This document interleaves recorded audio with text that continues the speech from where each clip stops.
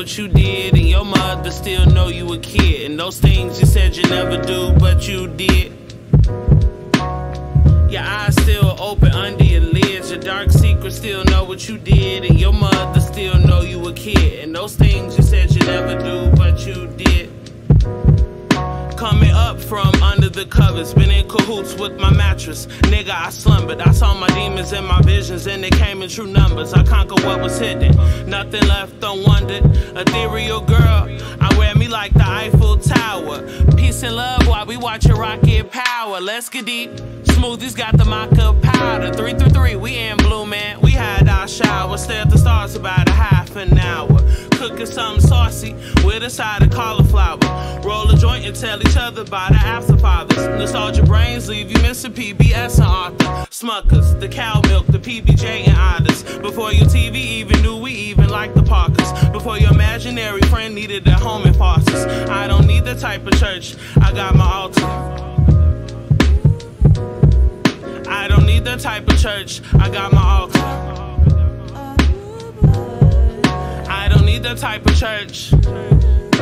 Your judgments of others show you where you falter. Stripped our sons bare and kidnapped our daughters. Gave them old books and poisoned all their water. Drug all the food and taxed all of their dollars. Elect KK and called them all our scholars. Killed all the shamans and gave you a doctor. Banished out Eve Mary, left your white father. You don't want freedom, so why even bother? Bother? Bother? You don't want freedom, so why even bother? Why do I bother? You don't want freedom, so why even bother? Why do I bother? Why do I bother? You don't want freedom? Why do I even bother? Even bother? Why do I bother? You don't want freedom, so why even bother? You don't want freedom, so why even bother?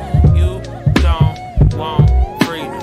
You don't want freedom. Why should a nigga bother? Why should your niggas bother you? Do you want it, huh? Do you want it, huh? Do you want freedom?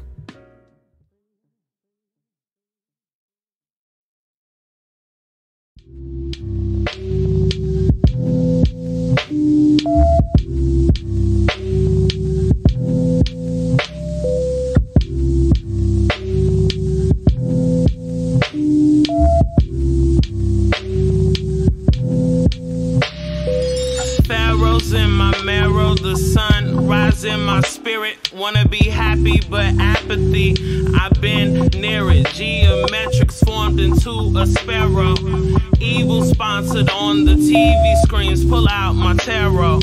Telescope got hella hope, it can see into the future. Coltrane on the plane, Chant Correda's got the Luther. Basking material things, living how it suits ya. Can you stand the rain, hoping it ends sooner? My ribs wait for the spring. The sky cradles the cranes, removing all my chains, diluting all my pain. Liquor, poison, they the same. Niggas trying to stay sane. Salvage all of your left brain. Keep the shadow from your name. Roll a blunt in Jesus' name. Anxiety, anxiety, exit from inside of me. Banish out the fears, Lord, don't need no lobotomy. I just need you out of me. I just need you out of me. I just need you out of me. This odyssey, it's odd to see. Anxiety, anxiety, exit from inside of me. Banish out the fears, Lord, don't need no lobotomy. I just need you out of me. I just need you out of me. I just need you out of me. This odyssey is odd to see. I'm running, I'm running, I'm running. I'm running, I'm running, I'm running. They gunning, they gunning. I'm running, I'm running. They gunning, they gunning. My niggas, they running. My niggas, they gunning. I'm gone. I'm gone. I'm gone. I'm gone. I'm gone. I'm gone. I'm gone. I'm gone.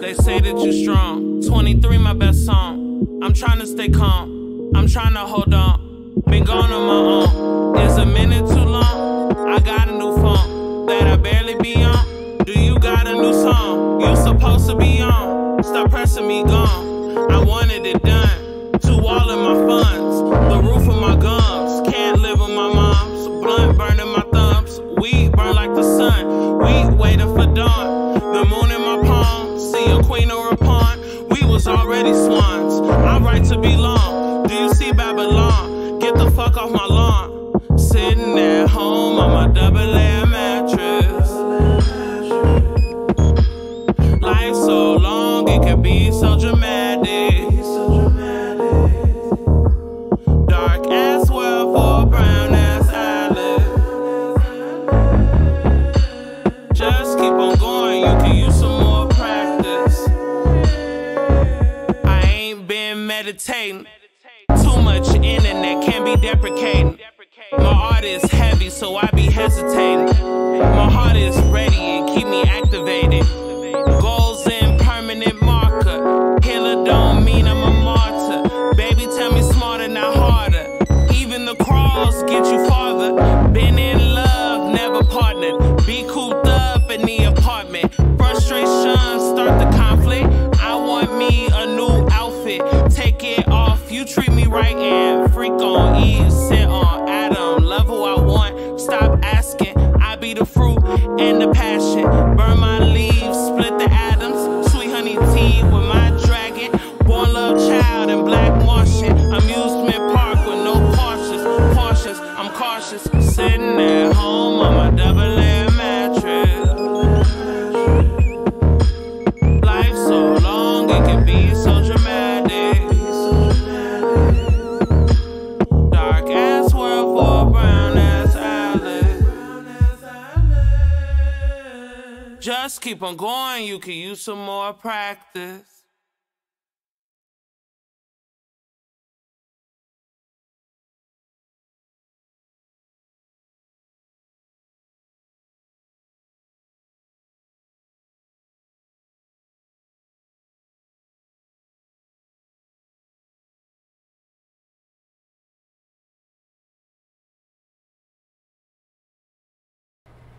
Yo, what up, everybody?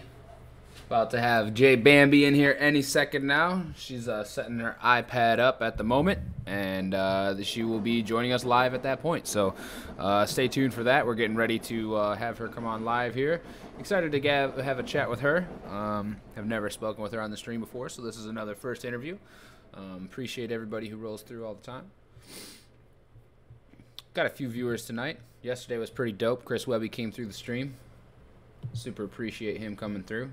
It was really awesome. If you haven't had a chance to view that one, it's up on YouTube right now. 45 seconds of it is muted though. YouTube trying to block me. There was a sample of the Eagles on one of Chris Webby's songs that we played last night, and shit got copyrighted on YouTube. Got blocked. But luckily, I was able to mute that part of the video. Still up on YouTube now. So, we're chilling. Hope everybody's having a good night. About to spark this joint here in just a second. Actually, you know what? Fuck it, we're gonna spark it right now.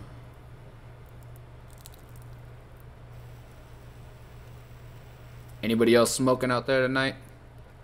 Rosie, I should have rolled you a joint before the stream started again, my bad.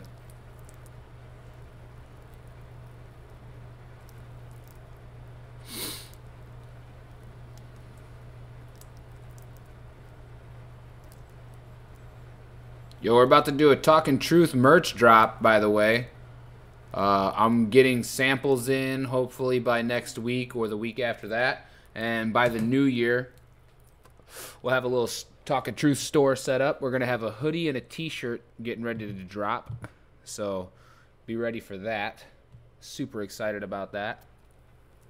The first official merch drop for Talkin' Truth. It's going to be very limited and only available for a couple weeks on the pre-sale. So get ready for that. That's going to be exciting.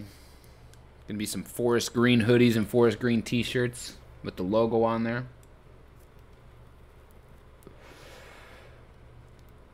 How's everybody's night going? I see you got a few guys on Twitch here, a few people on Twitch, and a few one on YouTube. So appreciate everybody who's tuning in already. The interview should be starting here pretty shortly.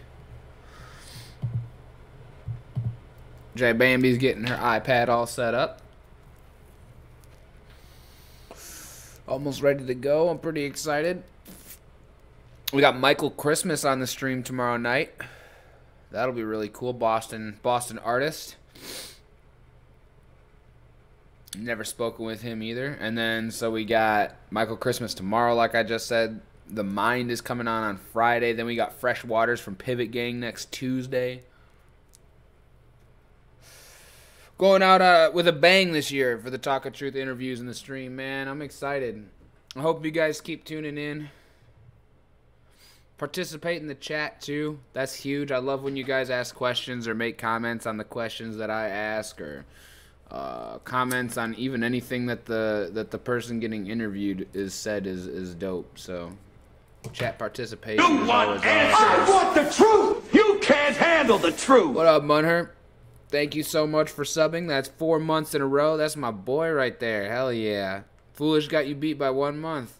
He subscribed yesterday. 5 months. I've been doing the stream for 5 months already, huh? Almost a half a year. Got a pretty good lineup of guests so far that we've had on the stream. Thank you so much for subscribing, Munher. That means a lot, man. Appreciate you.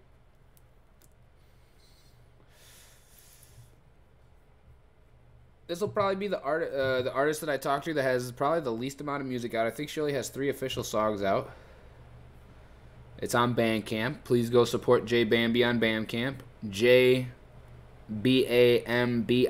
J Bambii.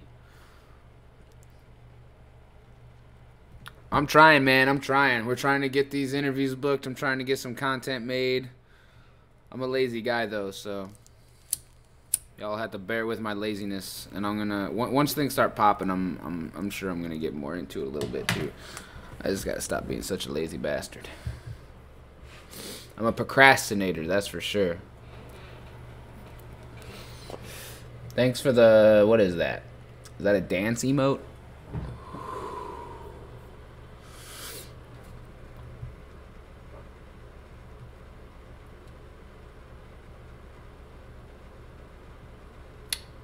Got my IDK merch is getting ready to be shipped.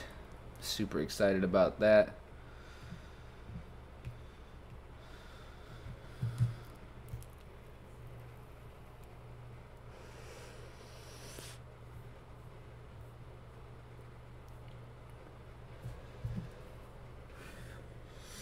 Oh my God. Appreciate you tuning in, Joey. Thank you so much. Shout out Bizarre Dota, Joey there. He set up the Carrion interview for that, so that was awesome. And that was man, that was one of the rare instances in which one of the artists reached out. Well, the artist manager reached out to me for for the interview. So, and it was through the website. That was the first time anybody has contacted me through my Talkin' Truth website versus like my Instagram page or anything else. That was a really cool experience, honestly. So shout out Joey. Thank you so much for doing that, man. Will the merch be available at? I'm probably going to put it up on the website, talkintruth.com. I believe there's an ability. I have the ability to add a store via my Wix website editor. So I'm just going to wait until I get the merch. I'm going to take a couple pictures in it so people can see what it looks like. And then I'll go ahead and put the stuff up on talkintruth.com, and it'll be available for pre-sale probably for like 2.5 weeks or something. I want to give people enough time to, you know, get their paychecks if need be. But I also am going to limit it. Like, I'm only going to take a certain amount of orders. So once the hoodies hit like, you know, 30, 40 on the shit, I'm going to cut it off. So I want the people that are fucking with the brand the most to be able to say they got some of the limited edition merch at the beginning. It's going to be pretty cool. I'm going to see if we could put a custom, if we get enough on the orders, I'll be able to get custom tags, and we'll get a little something, a little special edition kind of a deal on the shirt, so you know it's a one of a kind. Nobody's going to be able to, you know, people aren't going to be able to get them after the pre-sale is over. That's going to be part of it, is the exclusivity of it.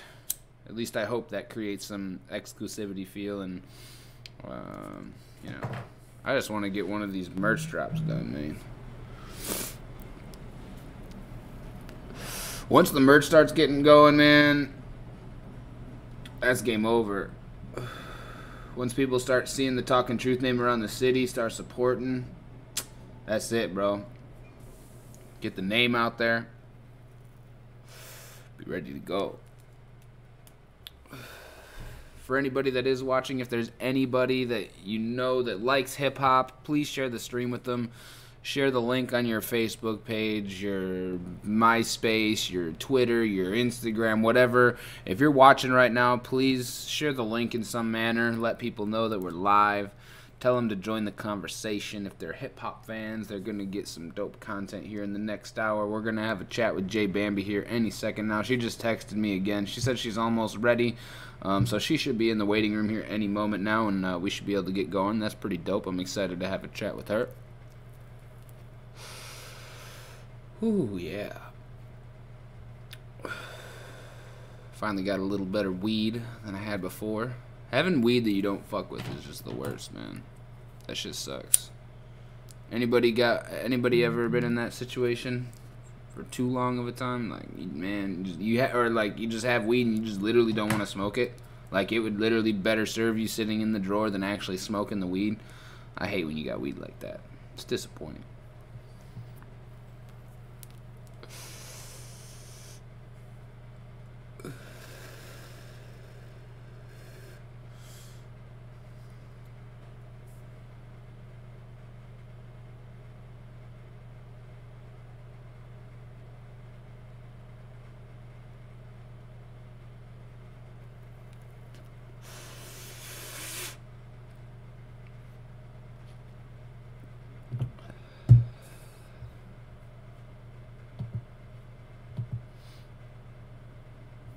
Who we got? I know we got Munher and Rosie are in here. Are you guys both still here right now? Is it Joey, Munher, and Rosie, my 3 Twitch viewers? Holding it down strong.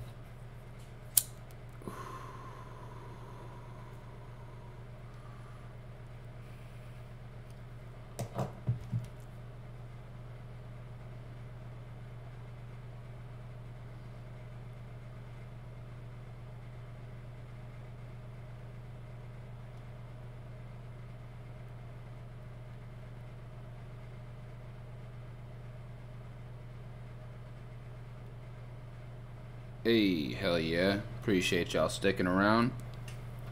Waiting for the interview means a lot, man. We only got a couple more minutes. She just texted me again, said she's almost ready, so I'm gonna text Stock too. Stock's supposed to be getting out of the hospital soon, man. I'm so excited to see that guy again. Y'all ain't ready for Stock's music, though. That's just something we're not ready to have a conversation for yet. Ain't nobody ever gonna be ready for what Stock has to put out. Let me just put it that way. Stock's album is different. It's like, man, Stock's album gonna change the game. It's gonna change his career for sure. It's gonna put Stock on the map, bro. If Stock doesn't get some recognition for this album that's coming out, I'll be very, very, very, very, very surprised.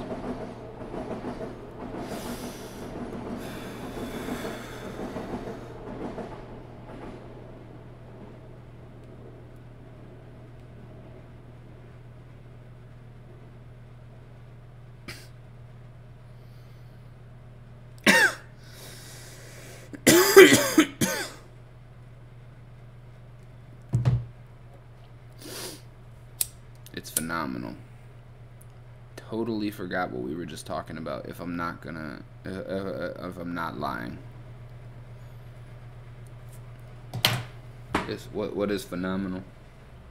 Oh, the music. You're right. Don't answer that in chat. I remember we were talking about Stock's music. I just texted the man. I'm beat. Yeah. Damn, caught me lacking. I do that all the time though.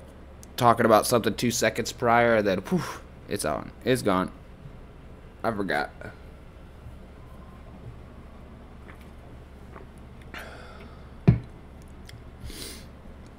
Hey, we got a YouTube viewer. Appreciate that. Who we got on YouTube over there? Appreciate you tuning in. The interview's going to start any moment now. J Bambii just texted me and let me know that she should be here any minute now, so...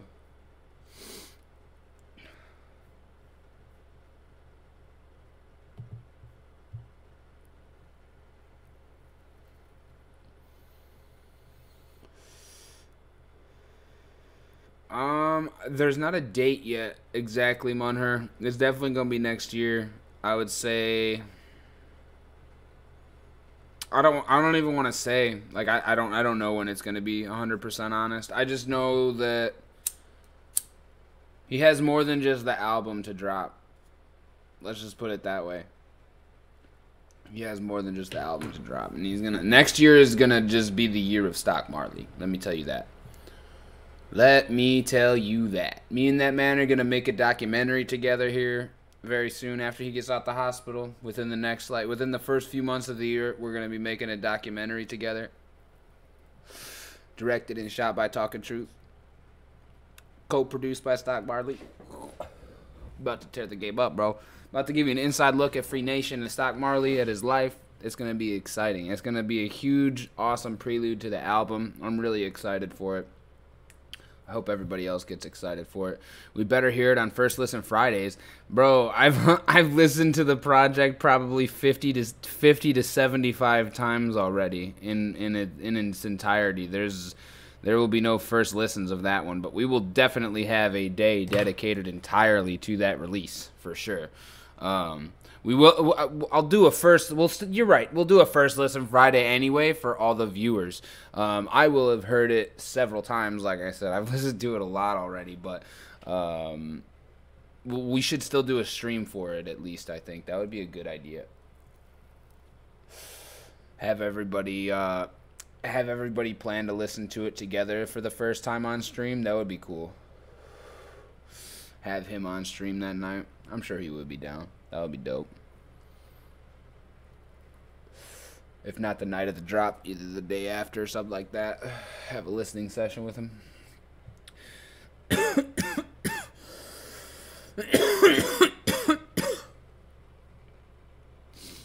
I hope it clears up enough next year to have like a listening session for the album. Man, I'm hoping Mick still has me for his album listening session. He was telling me he might be having me over for his album session before that one drops. That would be tight.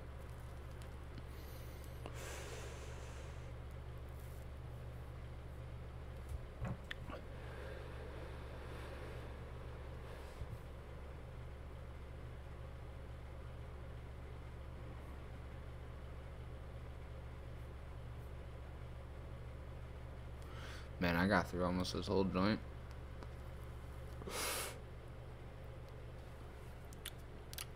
I'm feeling pretty baked.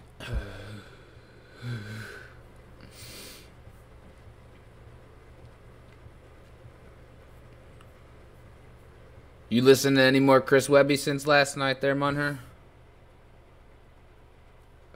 Did you like what you heard last night? I know you said you liked the first couple of songs for sure. Did you like the videos and the Raw Thoughts song that we played after the first couple of early songs? Because his progression definitely shows, but he was like just as good as what he was doing early. Like, I know he's definitely better, but like he was still on top of like the game when he in his early music. Like his music definitely got better. There's no doubt in my mind, or there's clear that there was progression in the quality of his music, but like even in his early stuff, that dude knew what the fuck he was doing.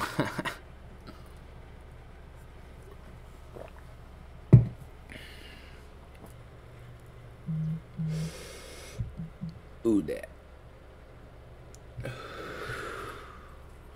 Downloaded 3 Wednesday albums. Nice. You got Wednesday, next Wednesday, and Wednesday after next, and then you got he's getting ready to drop 28 Wednesdays later, I think, which will be sick. That'll be tight. Like 28. Man, he's been dropping songs on Wednesdays for the longest time now. Webby Wednesdays is like, man, Webby inspires so much on the Talkin Trut platform way more than I realized, bro.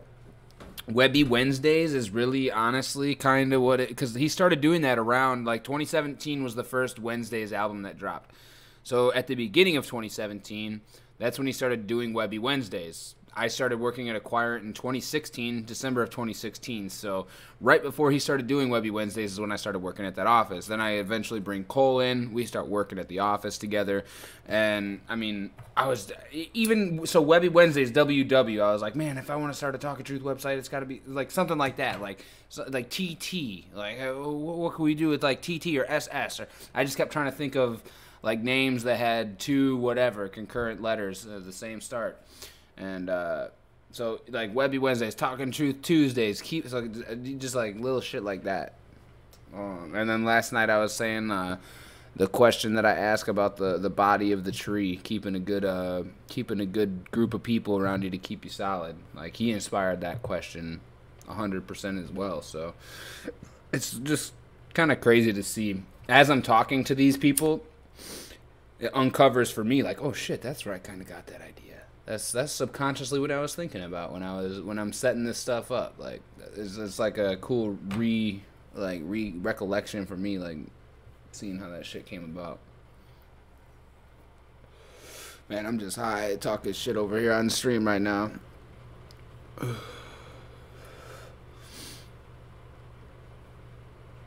Mention of the 90s references were dope, definitely. Jay Bambii is a big cartoon fan. We're gonna get into some cartoon talk on the stream for sure, because she mentions Rocket Power in one of her 3 songs that's on Bandcamp right there. One of the most solid cartoons in the history of cartoonery, in my opinion. I love fucking Rocket Power. That's my favorite, one of my favorites for sure. I bought all the seasons of that shit on Amazon. It better be one of my favorites.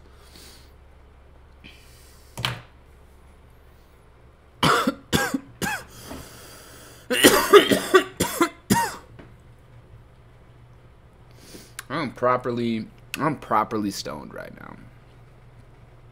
Very properly stoned.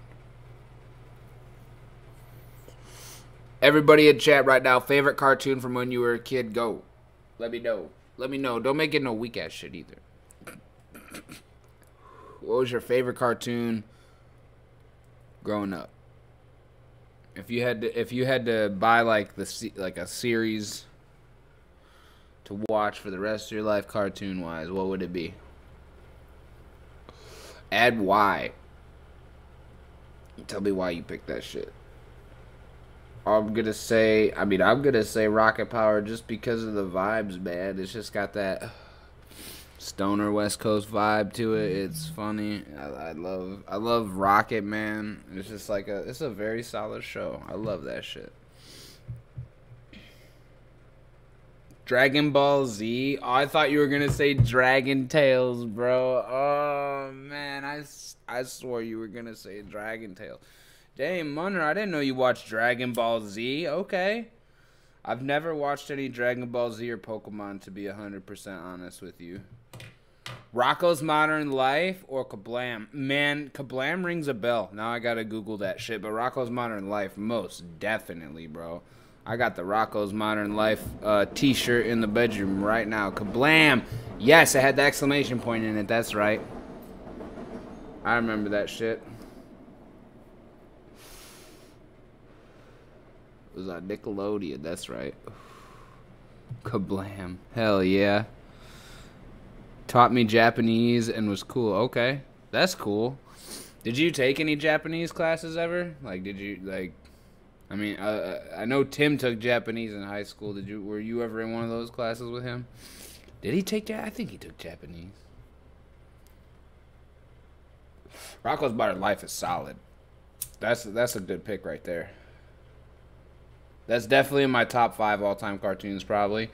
Doug is probably up there, too. Doug was good. Alright. Has anybody ever seen Cousin Skeeter? Who's that? Is that Cuba Gooding Jr. who fucking co-stars with that, man? The little puppet? Cousin Skeeter? Please tell me y'all have seen Cousin Skeeter, bro. Every time I ask about Cousin Skeeter, people say they've never heard of it. They don't know what the fuck it is.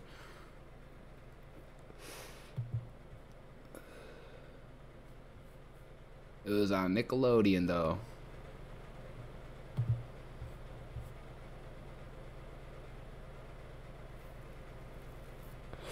I can speak Japanese. I was barely better than Nah, that is not Cuba Gooding Jr. I'm fucking beat, dude. Oh, my God. Bro, that is crazy you mentioned that, because when I think Cousin Skeeter, that's like the first thing I think of too, dude. Oh my God, flying out the window. Oh my God. I gotta YouTube that real quick and see if they got a clip of that shit. Hold up. Let me see here. Let's see what we got. Cousin Skeeter window. Is it on? Not so great out. Oh my God, they got full episodes on here. Season 2, episode 10. Oh my God, that's crazy. Oh man, that's hilarious, bro. Whoa. I got the Zoom chat pulled up. Now there's 2 Nates on stream again. All right, let's see. Are we gonna check out a Cousin Skeeter episode right now together? I think we might have to watch this.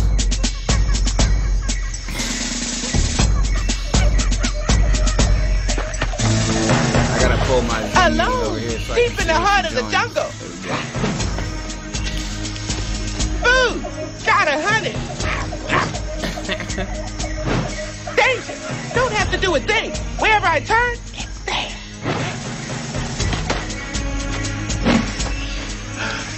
Deadly saber-tooth, acid-spitting, poison belly, and a cobra. Must climb trees, no time to lose. Wait, is this an episode or is this just a... I gotta go back and turn that episode on. It says, see, here we go. Some people say if it weren't for bad luck, they wouldn't have any luck at all. Personally, I don't believe in bad luck or good luck. I guess I'm just lucky that way. C-P-F-L-X. Girls Perfect. Bam, 96 points. Skeeter, girls Perfect is not a word. What are you talking about, not a word? It's right there on the board, isn't it? Fine. Use it in a sentence. Okay, Skeeter, girls Perfect is not a word. Ha! Bam! 96 points. You better hope it's at the spelling police. Oh my God. Mommy, think of the worst thing in the world that could possibly happen. Skeeter? Well, guess what? It just happened. What? Regina's soul sister of Justice lunchbox. It's broken. This is terrible. Anyway, Nina, do you think that girls Perfect is a word? I don't think you understand. This is an heirloom I want to hand down to my children and their children after that. Yeah, and a lucky bunch of children's children they're gonna be. Regina's soul sister of justice. Defender, what's right? Seeking justice day and night. fighting evil with all her might. Oh, that Regina. Yeah, I know who she is. So, Skeeter, I didn't know you were into Regina, Soul Sister of Justice. Girl, I'm all about RSS Object. Homegirl's got more moves than Allen Iverson in this option year. Excuse me while I prove my point. Hey, Nina, you remember the episode when Regina was trapped in the Westlake Village surrounded by a band of angry Comptonites? Yeah, she used the Running Man wall flip maneuver to escape. Go, Regina. Go, Regina. Yeah, and then she did the sweep, the trash out of the tent, triple All right, tricep she is in the waiting room. I'm gonna let her in here real quick. I'm gonna get to the interview screen.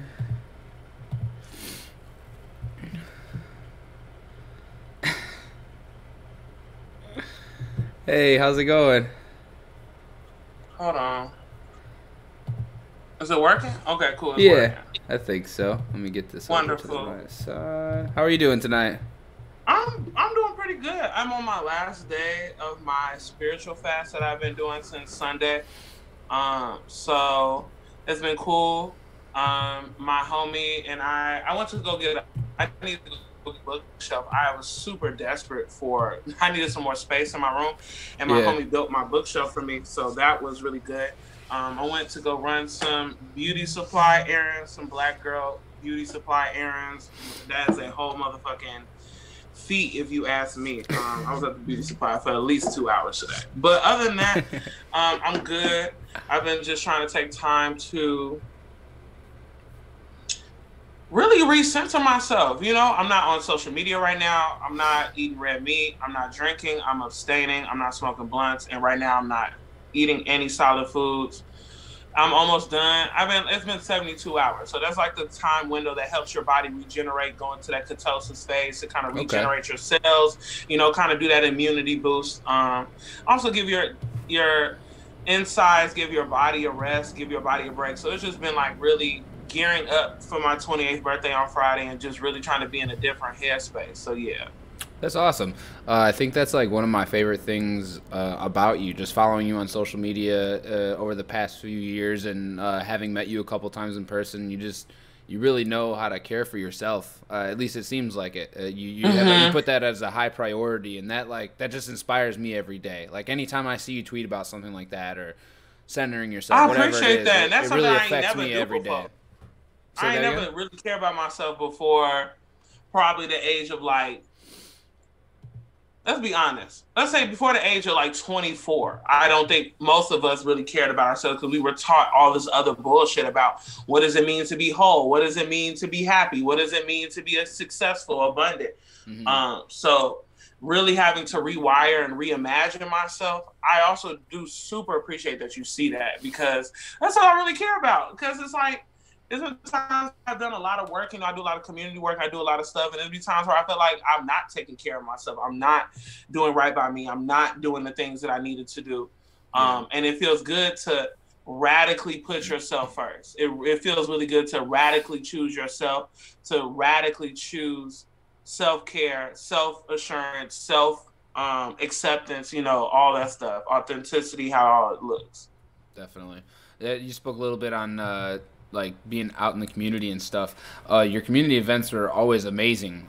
Just they uplift everybody, and I feel like it's just such a great tight-knit little community whenever you put on an event. Hold on, your camera's breaking up a little bit. Say it one more time. My bad. Hold on, your camera's breaking up. Okay, there we go. Better? There we go. Now say it again. Cool. I just love your community events. I feel like every time you're at one of your events, it's just very uplifting. It's a very solid form of community. It feels like you're a part of something every time. How has COVID and all the bullshit going on like affected your approach to doing stuff like that? I know it's like been a lot harder to do stuff like that, and I feel like those events like kind of define you a little bit. So how hard has it been to not be able to do that? I've had to really change it.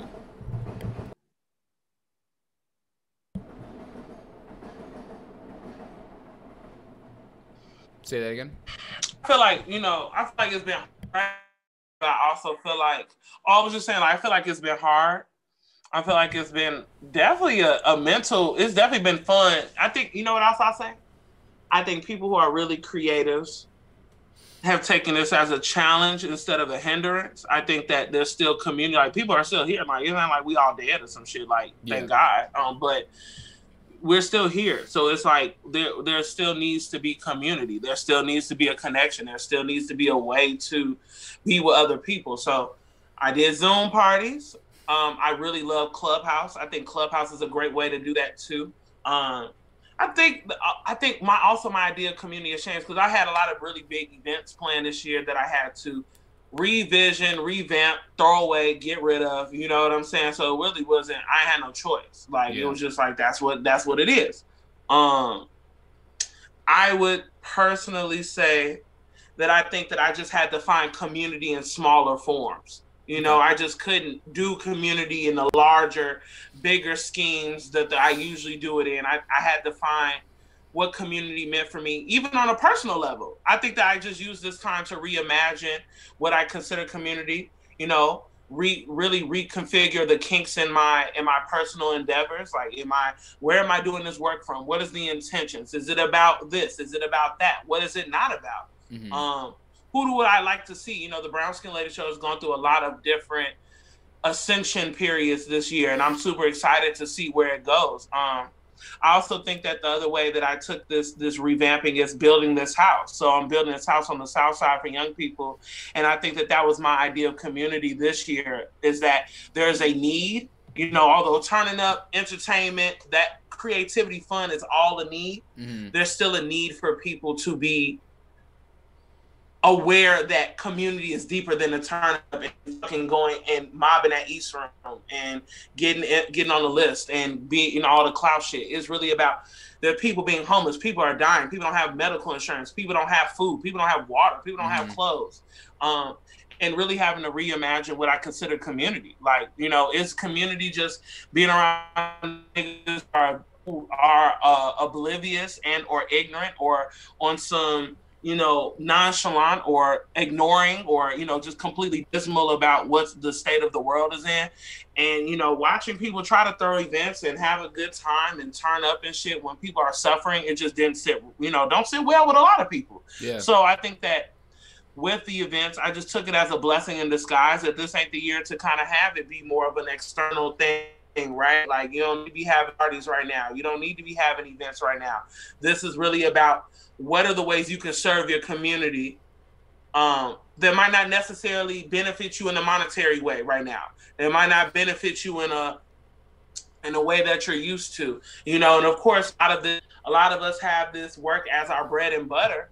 But I think it also taught me that I need to have, which I already knew, but which kind of confirmed what I always knew, was that you need to have multiple streams of income. You need to have, it was this woman, I was listening to a couple podcasts, but I was listening to this, in this conversation with this other woman who made her first million, first, you know, make the first 6 figures. A lot of women, wonderful entrepreneurs on stage, and they were just talking about like having the legs of the table. When you got one leg, the table not gonna stand.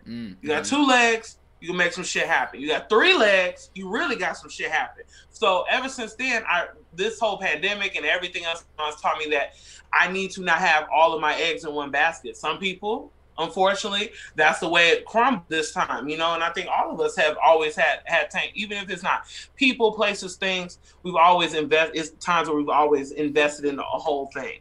And this time, I think I just took time to do the house, make sure I'm doing community work through tarot, doing my Zoom parties, really just trying to spread myself, divvy myself up in ways that are supportive to people.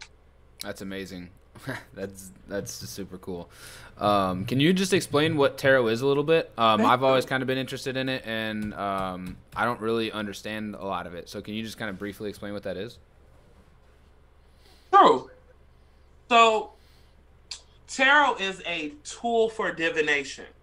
Divination is the art of divining. The art of divining is being able to pull a message from the ethers, from your subconscious, from your ancestors, from the Most High, from the other side, and being able to help somebody figure out and or warn somebody and or help somebody, heal somebody, help, you know, maneuver somebody through this world. So when you divine, you're helping somebody. Maybe the best way I can do this is I'll give you a definition of the word divine, because I think maybe that will help, and then we'll go from there. Because there's many ways that people read it, but divine is a form or a godlike of God, excellent, delightful, a clerket, or a theologian, or the idea of divine is to discover something by guesswork or intuition, have supernatural magical insight into the future events, discover water about dowsing. So divining is basically the idea of, again, discovering something by intuition, that die and then that vine, you know, that putting it together. So of course, getting all to the semantics, the pretext, the suffix, and you know, all of the root words of everything. But the divining, the way I know it, if I give my own personal definition, is to be able to help somebody find their way emotionally, spiritually, physically, mentally, by giving them messages from the other side, from their higher selves, from the spiritual realm that they might not be able to pick up here. And most of the time, I tell people all the time, when you come get tarot readings, you know, and I've been doing this almost like 7 years, when you do tarot, you know, I'm not telling you anything you most of the time, I'll say 85% of the time, is some shit that you already knew. Yeah. The other 15 might be like, hey, I think that instead of doing this, you should do that. Or maybe you should take elderberry for this immunity. Or maybe you should start using black pepper. Or maybe you should stop using cayenne pepper. Or maybe you should quit this job. Or maybe you should consider something like that. That's the way. But most of the time, we're all spiritually so tapped in, but also very so much so spiritually removed that we don't even hear the voice that's speaking to us. So diviners, spiritual people who are more...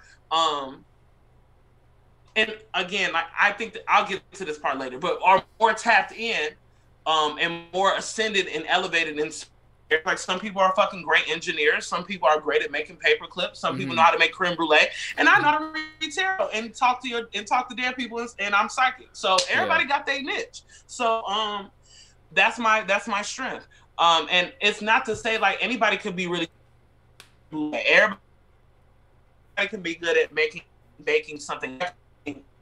You know, everybody, you know, garden, and everybody can be good at it. That's what I'm saying. Everybody can do these things. Not everybody can be good at it. Not be able to call it, be something that's called to you. You should not be doing it for money. You should not be doing it for a hobby. You should not be doing it to look cool. You should not be doing it for power. You should not be doing it for ego. And the list can go on. A lot of reasons why you shouldn't do it. I mean, it goes for anything. Like, you know, they give a fuck about making money. They give a fuck about ego. They give a fuck about power. So tarot is a healing tool. It's a healing instrument. So the divination tool that I know and use is cards. But there are many other ones. There's smoke. There's water. There's bones. There's cowrie shells. There's tea leaves. Some people can just read you by looking at you. Okay. My mom tells me that I'm probably gonna be able to do that later down the line, but it's a ways to go. My grandfather read tea leaves and is psychic. My mom is psychic. I just found out that my people on my dad's side also are psychic, which I think is really random that my parents came together and have me, which is, I know that the universe is super psychic and super crazy and super not planned the way we thought it was gonna be, because my dad is not the most spiritual in the sense of how I do it, you know what I'm saying? So it's like, when I found out that my great-grandmother used to have dreams about certain herbs and teas to make for people to heal them, and then my grandfather read tea leaves, and neither one of them, my mom is from Chicago, my dad is from St. Louis, and they met, and they had me, and they had my brother and my sister. So, you know, the ancestors, spiritual people, they be spiritual, they be doing the work. So, divining and tarot is a way that I help people, is a way that I help people find out where they want to go, how they want to move, to get over things, to get out of things, to move towards gifts and different things that they have in mind. And I do these for people virtually and in person. And because of COVID right now, I've been doing things virtually through FaceTime, Instagram Live. I have a lot of tarot clients in other countries like Jamaica, London, Paris. That's awesome. Australia. So that's been really cool too, to expand and expound upon my reach right now. So that's beautiful. But yeah, tarot is something I love and enjoy. It was not something I was scared of. Definitely probably a lot of misconceptions that a lot of people had, but when I got introduced to it and when I went to go get my tarot reading done, I mean, when I first went to go read tarot, I was super open. I was super excited. So, like, it's just been something that's come second nature to me, if you will. So, tarot is an amazing tool. I don't think everybody should do it. I don't think everybody should be using it. But I do think everybody should at least try to talk to somebody spiritual, be it a shaman, a witch doctor, a diviner, a tarot reader, however you would like to do it, and be able to, like, get in more touch with their ancestors, be able to talk to your people. There's Akashic records. A lot of people don't know about Akashic records, but it's when you're able to tap into your past lives to see what messages or what you need to do in this life to do better. Yeah. So there's a lot of different cool ways that you can connect with your spirits and connect with yourself. Coins, dice, oh my God, the list goes on. But yeah, you really can divine with it, damn near anything. If you ask me, some people read fire. Oh, wow. So yeah, so a lot of people, some people read fire, some people read the weather, some people just go outside and be like, this is what's going on. This is what today is going to be. Or, some people meditate prior to. Mm-hmm. And unfortunately, because of the way a lot of the world is set up, the way history is set up, the way, all this bullshit with white supremacy and like the capitalism, patriarchy, because patriarchy wiped out so many women, especially who were a part of the Salem witch trial, the people who were a part of these communities, women who were scientists, alchemists, magicians, mathematicians, and killed a lot of these women, burned them for being smart, burned them for being magical. Slave masters used to kill slaves, people who were enslaved who had powers. And Frederick Douglass talks about in his autobiography. So a lot of us just don't have the opportunity to reach out and get into this. So I definitely always glad to talk about tarot. And tarot was designed by a Black woman. As well. So there's definitely a lot of different things a lot of people don't know about tarot, but I always love teaching people. And I also love being the first person that people come get tarot from, because I just remember how wonderful my first time was. And I always try to make that the same for other people. I'm definitely probably going to look into it, honestly. And I think my favorite thing. With me. I just hooked up my bookshop. And I have more in my closet. I have like 20 decks. That's crazy. That's awesome. Where is this at? Okay, there we go. We're on. Most of the first ones I ever got were gifts. Okay. Okay, bet. I want to make sure. Yeah, the first 3. Actually, the first 3, 4, maybe 5 decks I ever got were gifts. And then apparently, the rule is it's supposed to be a gift. You're not supposed to go out and buy your own tarot deck. But also at the same time, there might be some people, just like Harry Potter. I think about Harry Potter. First of all, Harry Potter was like one of my first introductions into magic. And I was like, I actually want to go to Hogwarts. And I hope these niggas send me a letter. But I also think that like even Harry had to find, he wasn't born into it. Even though his family, his original parents, his parents were the ones who were magical. He had to find that, seek that out. So I don't think that it should just be completely, exclusive to people who just got it as a gift, that gifted the first time, but I do think there needs to be some more sacredness with it. So I don't think everybody, what I'm saying, should just go buy a tarot deck because they think they could read, because it's very dangerous. You wouldn't want anybody to be your doctor. You wouldn't want anybody to be your fucking chef. You wouldn't want to be anybody to be your damn dentist. You wouldn't want everybody all up in your motherfucking mouth. Why would you want somebody all up in your spiritual energy? Word. So, yeah. Totally. Kind of want to talk about retrograde a little bit, because that thing is amazing. And thank you. It's oh man, I love it. It sounds so awesome. What does your writing process look like for something? Just in general, but like for that project in particular, were those like bars that you sat down and wrote in like a month and then you like put that project out, or was that like stuff that you've made over a course of time and then decided to compile a couple things and put something out? Like how did that work for you? This tape was a tape of songs that I wrote over years. So low-key, every single one of them songs I wrote over a year. So I wrote 3 p.m. in 2016. Yeah, 2016, maybe early 2017. And then I wrote Anxiety around 2017. And then I wrote Double Air Mattress in 2018. Okay, awesome. And they all went in that order. I put them in the order I wrote them. And that was another reason why I called it Retrograde, because it's like I'm going back to go get these songs. Like, you know, these were songs that I've written over time and things that reminded me of times that I've been through and times that I, you know, had probably dealt with some shit that it was hard time dealing with it. I think it's hard for me to write songs quick as hell. Like, sometimes some songs can be quick. Like, I can, you know, but it's very seldom. Like, I take my time, especially because I do a lot of spiritual work. I know that once I do it, that's it. You know what I'm saying? Once I lay it, once I put that song out, and rest in peace, Mac Miller. But, you know, most artists I know, you know, have said something in a song and look back and be like, damn, that happened to me. Or, damn, that was something that da-da-da. So it's like, I try to allow myself to be human and to be, you know, and be like, these are things that I'm going through right now. I'm angry, I'm sad, I'm hurt, I'm excited, I'm anxious. I'm lost. You know what I'm saying? But I also try to be sure, like, is this the song I want to put out? I have so many songs I have not put out. I have hella music. I have hella voice memos, hella fucking what's them called? Google Docs. I have hella music. I don't just think everything is for everybody. You know what I'm saying? Some things I keep to myself. I also think it could be a little bit of fear. I think it could be a little imposter syndrome. It could be a little bit, a couple of things. But I think this tape in particular really helped me get out my box. You know, I didn't like the studio so much because I think the studio, it could be scary. I don't like hearing my voice. I didn't like hearing my voice. I ain't gonna say that now, but I didn't like hearing my voice too much. And like,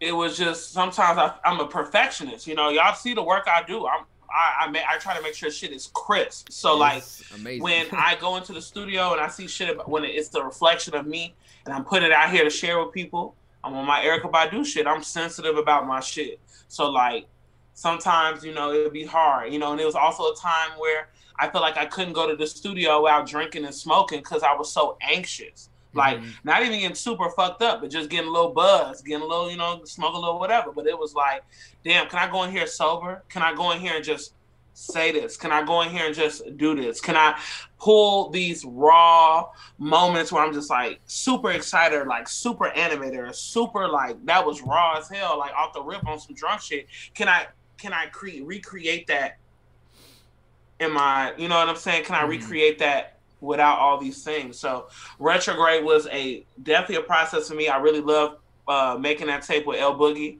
I really love making that tape with Lon. He was super supportive and really was caring, and we had a great time. And then I really enjoyed Kenya being a part of this. I had Def C in the studio too. Def C came to the studio and listening to it a couple of times. So Def C, first of all, listen, it ain't too many white boys I trust, but Def C is one of them. Okay, Def C is a white boy I can put myself on. He was the one who pushed me. It was like, I see. Look, I know you can write poetry. We know that. We seen you win these competitions. You won College Slam. You do here. You did YCA. You did the open mic. You did that. I want to hear you rap. And I was like, oh no, that's not me. No. But he didn't. He knew already. Even if I didn't say it, like, I like doing my poetry to like R&B beats. Like, I would look up like a Flowetry instrumental or like a D'Angelo or like some R&B instrumental, and I would rap music to it. Like, I would write music, like write fucking poems and stuff, but it wouldn't rhyme. It wouldn't be on beat. It wouldn't be in a pocket. And then I had to, and then Essie Lindsay, I don't know if you know who Essie is. Essie is an amazing rapper, and I think you should definitely get in tune with them. I don't know. I think they changed their rap name. I think it's Henry Mayhem. I might be wrong. I hope I'm right. I got them both written down now. I'm definitely looking Essie into them. is amazing. Okay. And Essie put me onto like how to rap, like how to find my pocket with using a phrase and like listening to an instrumental and like using the phrase as a way to kind of see how your words would kind of show up in that. And like Def C and Essie, and you know, doing rapping workshops and practicing and not being afraid to freestyle. Like, freestyle actually is my favorite form of rapping. Okay. And it was actually the hardest one to me. Like, it was actually the hardest part. Like, Def C taught me how to freestyle. Niggas taught me how to freestyle. And then, well, Essie and them taught me how to freestyle. Def C really pushed me. And like, it was a rap. It was music. It was that. After that, like, I literally love freestyling. I go to parties, be drunk as hell, freestyle. I'm the mean. I'm that mean. I'm not always that mean, but I like rapping. I like going into groups where it's like when there was men who I know are weak as hell and like rapping. Because I think that the patriarchy makes niggas think they raw all the time. And I think that's a lie. And I think the patriarchy makes men think that everybody wants to hear them rap. So when I rap, I enjoy doing that and watching niggas' faces drop. Because you probably didn't think a woman could rap. You're probably wondering what brought my drunk ass over here, because usually the women are over there, right? You know what I'm saying? Like all these different bullshit gender norms and things like that rap and hip hop can leave black women out of. And I really enjoy constantly defying the odds and having friends and having homies and having other black women in my life who rap do that too. So yeah, that process, another reason why I had a Kenya on there, because I wanted to have more amazing black women support me around me. She's somebody who constantly supports me and constantly loves my voice, constantly wants me to push my voice, is encouraging me to sing more. And that's something that I probably ain't think about much, because I hate the fact that niggas be on their Drake shit all the time. But I think it's okay for niggas to be on their Drake shit, as long as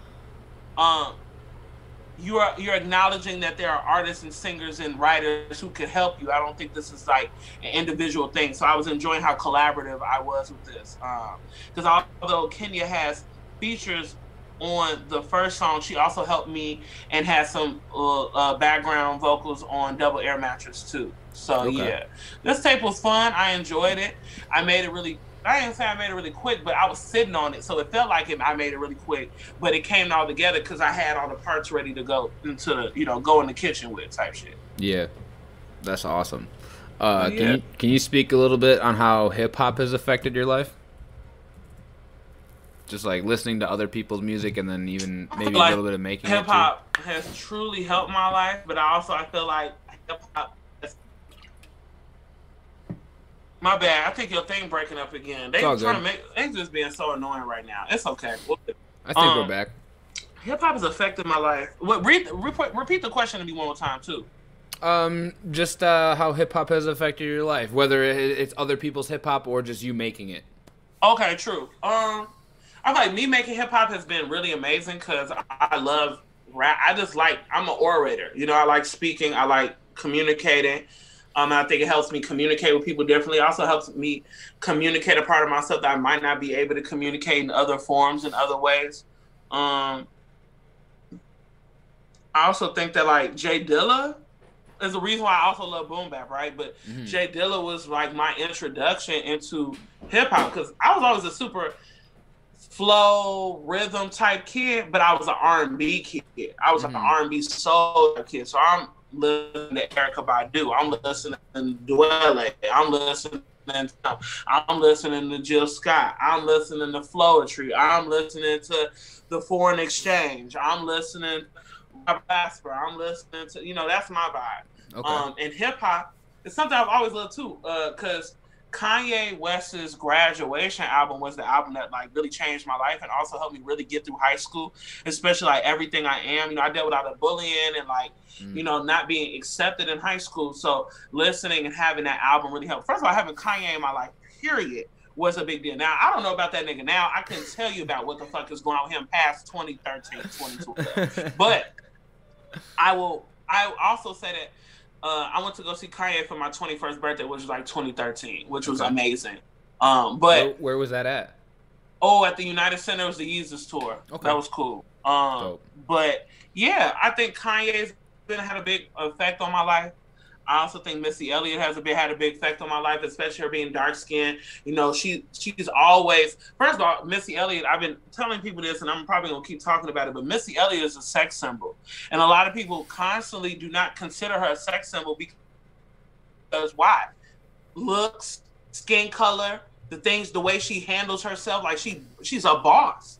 And a lot of times when people see women who are sex symbols, you see docile, soft, vulnerable, hyper feminine. It's like nothing's wrong with that. But also let's talk about what is considered hyper feminine. Why does our culture consider passivity and all these other things to be hyper feminine? Why do we consider these things about womanhood or femininity to be determining factors? And I think I love the fact that Missy Elliott, even when there was a time where women could not speak about their bodies, or especially if you wasn't a skinny ass model, or if you wasn't, wasn't benefiting from colorism or all these different things, that it was wrong for you to speak on that. So I was so glad that I had Missy Elliott. I'm so glad I had Queen Latifah, because Queen Latifah, although I'm not listening to Queen Latifah's music every day because she's not making shit right now, her presence in hip hop changed motherfuckers' lives. Like UNITY, her whole life and existence on Living Single as a black woman who ran her own fucking magazine, art, culture, just whole motherfucking, just literally had her own business. And I think that's the way hip hop has affected me too. It's not just only on the level of music and the things I listen to, but like me being a businesswoman and me being a woman, a black woman, a dark-skinned black woman, a plus-size dark-skinned black woman, a queer black woman. The list, my intersections in this game, right? Being able to have that be something that empowers me through the people who have done it. Watching shit. I can go, let me think real quick. I think about Lauryn Hill, you know what I'm saying? And think about her rap skills. And of course, everybody loves saying Lauryn Hill. For superficial reasons, but the album that really, one of my first fasts I did a 5-day fast, and one of the first albums I listened to was her Unplugged album that she did with the water on it. Okay. That she did with MTV, whatever. That album saved my life. And also understanding how hip hop is vulnerable, it's very emotional, it's talking about things that we all might not be able to understand. You feel me? Like poverty, death, family issues, love issues, being able to put a beat behind it. I love Baby King. I think Baby King is one of my favorite just artists, contemporary artists. I think he's a contemporary artist. I love Kendrick Lamar. I hope one day to work with TDE. I think that's like a group of people I really would like to work with. That would be fire. I hope to also work with Brain Feeder too. Okay. I really love like Thundercats. Flying Lotus, Kamasi Washington vibes, you know what I'm saying? So like, I think me being a part of hip hop, especially in a time like this, is such a blessing because I don't have to be put in a box. Like, definitely. I love all that old boom bap shit. I love that shit more than anybody for the most part, but I'm not trying to listen to that shit all the time. But I also don't want to hear that. I don't want to hear these niggas talk about bitches and hoes and all this fake ass superficial shit all the time. That shit is annoying. I think that I would love to see, especially with women, I would love to see more women taking over the trap drill scene. Because I know there's a lot of women who do trap and drill. There's a lot of women that I really fuck with in that scene. I also think there's a lot of women who make gangsta rap. You know what I'm saying? And make a lot of different forms of music that's overlooked. So I love Baby Mother. Nobody can tell me shit about Baby Mother. Baby Mother is one of the coldest with the pen. Coldest. I love Nicki Minaj. She was really big during her Pink Friday phase when I was in high school. I really enjoy listening to Jungle Pussy. I really like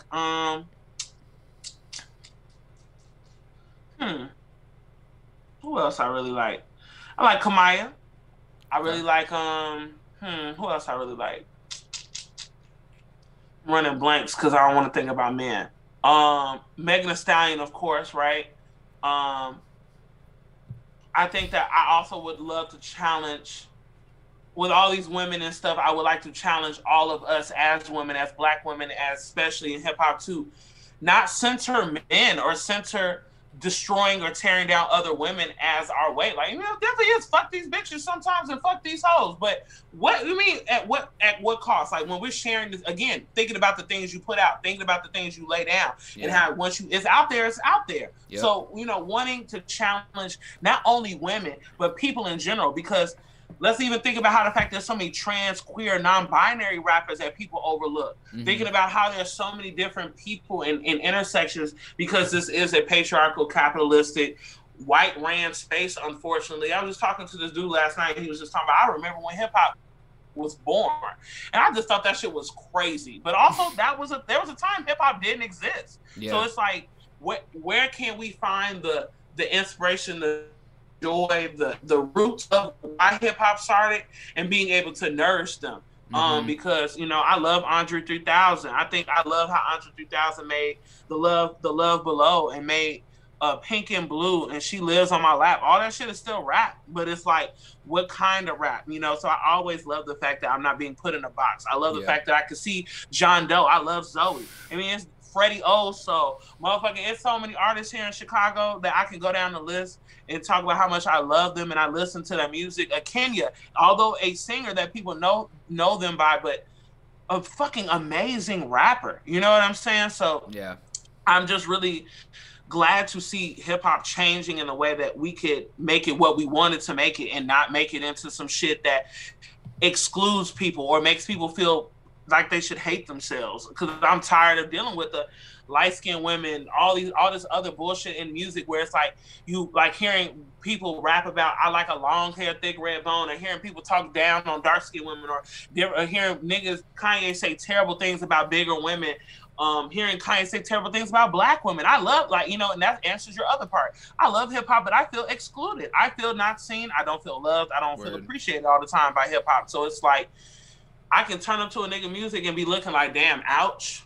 Like, damn, that hurt. Like, you just kind of just ripped and ran through, you know what I'm saying, my feelings with how you feel about the way you talk about people, or all the sexual assault, all the sexual abuse. Think about all the women who feel like they have to change or wear different things or do different things to be accepted, to be on, to be taken care of. The fact that, you know, it is such a money-hungry, egoic game that people might lose themselves into. So hip-hop, that's a very tough question. I might have to write a fucking paper on it when I get around to it. But other than that, I love hip-hop.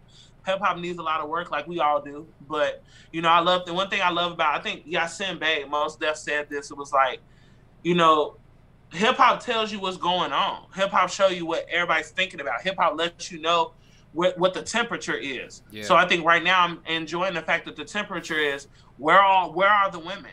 Where is the respect? Where is the independent artist? Where is the opportunities? You know, Mick Jenkins, you know, I love, you know, so many different people I can get into. Blue Bone, I love it's so many different artists in Chicago that I love so much that do this motherfucking work. So yeah, I definitely love that question. Definitely loaded, but I definitely love going down that memory lane of like, how do I feel about hip hop? So yeah. That was honestly one of the better answers I've gotten in a while for that question. Honestly, I really appreciate it. Thank you. I appreciate it. Gave me like 4 or 5 different artists to check out, revisit. Like that was perfect. I love it. Thank you. Let's see here. Let's get into a couple like just like pop culture goofy questions I got written down. What are some of your favorite cartoons? Because I saw on the Bandcamp thing that you like cartoons a lot. So what were like your favorite cartoons growing up? Can you hear me? Is it frozen? Are we back? Let's try. Say it one more time. I heard the end of it. Say it one more time. I saw on the. I hate that it's freezing. So annoying. It's all good. At least my internet's not giving out. That's happened a few times before. Okay, good. That really throws it off. So, but we're chilling over here. I saw on the Bandcamp page you're a big cartoon fan. So, what are some of your favorite cartoons growing up now? Like, what you fucking with? I like Adventure Time. I love Adventure Time. That's my shit. Dread, Existential. I love. It's just like, I love Adventure Time. I've been watching it since I was in high school, grammar school. But I know this shit been out damn near 10 plus years. I love the regular show. I love Courage the Cowardly Dog. Heck yeah. I love Powerpuff Girls. I love old school Cartoon Network. I love Invader Zim. I like Family Guy. I think Family Guy has a couple really good seasons. I haven't watched it in a minute, but I was enjoying South Park not being fucking dicks all the time. Like with their, like being very, like, what's the word I'm looking for? Reckless and like not responsible with their, you know, again, just more fucking just bullshit. But like, I didn't like how irresponsible they were being at one point, but I do like some of their more recent episodes about gentrification and stuff like that. That shit was raw. What else do I like? I like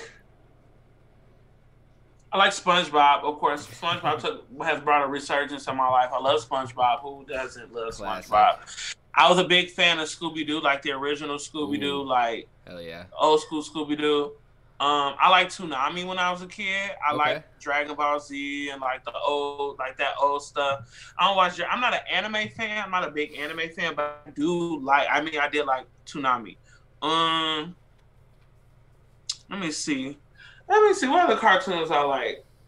I really was a big fan of old PBS. That was my shit. Cyber Chase, Saga, Yeah. Arthur. Like The Simpsons is my shit. I spent this year Halloween watching the Simpsons Halloween episodes. That was hot. What season are they on now? Man, they're on like so many. The Disney, it's so fucking crazy. I didn't know. I don't even know how that happened, but Disney Plus has all the Simpsons, like hella Simpsons episodes. Disney Plus has hella Simpsons episodes. I don't even know how Simpsons ended up on Disney Plus, but the Simpsons is on Disney Plus. So, yeah, and I also like really like animated movies, like Disney Plus movies. Like I just watched The Grinch. I know it's not a cartoon, but I do like The Grinch. Okay. With Jim Carrey, I love that shit. What else? I like, what the fuck? I said regular show, Gumball. I like Gumball. I like Flapjack. Like, I like very quirky, queer. Like, I like quirky shit. Like, I watched the shows that, like, literally didn't make any fucking sense. That shit was fucking hilarious to me and my siblings. Like, watching Flapjack, that shit did not make no linear sense to a lot of people, and that was my shit. I understood that shit. So, Camp Lazlo. Fucking, what else? I like Danny Phantom and like My Life as a Teenage Robot, like old school Nickelodeon shows. Like I'm a big old school, Proud Family type shit like that. That was a good one. Yeah. Oh yeah. Heck yeah. Have you ever seen the Lucas Brothers Moving Company show? Yes, I love the Lucas Brothers. Oh, that's one of my favorite shows. They're only like 10-minute episodes, but their 10-minute episodes feel like a whole half an hour. I love it. Like it feels like I'm that's so one of my pissed that favorites. they canceled that shit. Me too. That was such a good show. That was a good ass show. I was like, damn, G, fuck doing motherfucking stand up. Do motherfucking these shows. Right? More moving company. That was a good show. What's your favorite dessert? Oh, low key, my favorite. I'm not a dessert girl. Like I like dessert seldomly. My favorite dessert right now is Jenny's ice cream. Oh, I don't even fuck with ice cream. I've seen you tweet about that quite a bit. I'm not a sweets person. Like I like candy. Okay. I got candy, but like not even really like chocolate and shit. Like I'm like a Sour Patch Kid, like sour straw, sour skid. I'm like a sour kid. Like I like Sour Patches, stuff like that. But my sister's like a big sweets person. My mom is. But if I did have to choose sweets, I like smoothies. I don't know if that's considered a dessert, but I think smoothies can be a dessert, low key, a morning dessert or a late night dessert. I low key consider cereal to be a dessert, low key, because I'm not a dessert person. So it's sugary, most of it. Yeah, but I like Jenny's ice cream. That's just cool. So, yeah. The honey vanilla kind. That's my only. That's the kind I ride for. Is the honey vanilla Jenny's ice cream. Okay. How about if you could only smoke weed one way? I hate that this shit is freezing. That's like, is it my Wi-Fi? I need to talk to them about upgrade. I don't know. It could be mine too. My internet honestly is pretty suspect as well. I've always had a problem with it. No, it's okay. No, I think it might be both. It might also be everybody's on that shit. But you said weed. You said weed. Oh yeah, favorite. If you could only smoke weed one way, like for the rest of your life, what's your favorite way to smoke weed? And like your favorite kind of weed? Are you indica, sativa? Does it depend on the day? Like it depends on the day, but I think I really enjoy.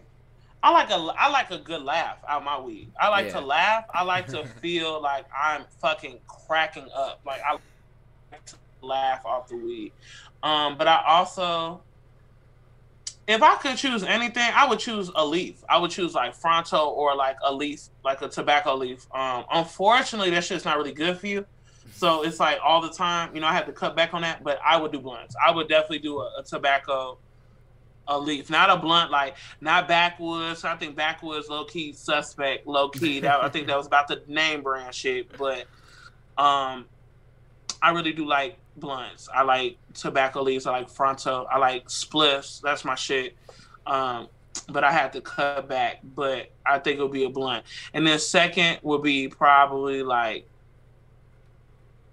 a paper, a good ass cone. You know what I'm saying? And I got a bong and stuff like that too. But it just sucks because the way I would like to smoke weed all the time is not the safest or the healthiest. So I have to cut back on that. But it will be definitely a tobacco leaf for sure. And I like Blue Dream. I've been looking for a Blue Dream strain of Blue Dream for like motherfucking. I don't know. I'm about to hit some homies up like, gee, who can give me some Blue Dream for my birthday? Because I think about that strand all the time. It was one of my favorite strands. Also, it's one of my favorite names of strands for sure. Word. What other strands I really like? I don't mind hybrids. I don't mind. I like sativas because I like being able to do shit while I smoke and be able to like move around, like, you know. Be it like getting work done, be it, you know, washing clothes, doing chores in the crib, you know, doing work, however it works. I like to be able to function off the weed. So, yeah. Nice. What's one of your favorite places to get food in the city, just to eat? Like, couple favorite places. Jamaican Jerk Spice on 65th and Cottage is one of the best jerk spots in the motherfucking city. It's probably the best, probably top 3, top 5 jerk spots in the country. Okay. Honestly. Who else I really like? Yo, I can't remember this spot, but I got these really good birria tacos from them. I low-key don't remember. Italian Fiesta. Super my favorite food. I love pizza. What else? This is the other spot, even though they're fucking racist. I like Siam Thai food. Yep, I said y'all fucking racist because y'all fucking are. But Siam Thai is really good. Although they're fucking racist, sometimes I just stop thinking about the racism long enough to enjoy the rice and the soup, the curry soup that they have.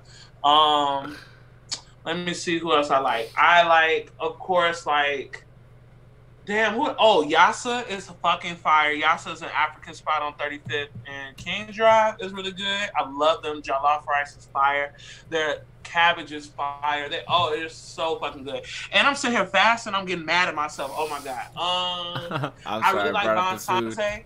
I really like Bon Sante in Hyde Park. I love their smoothies. I like their sandwiches. I just like their overall health vibes. I just like the health food vibe. Who else I like?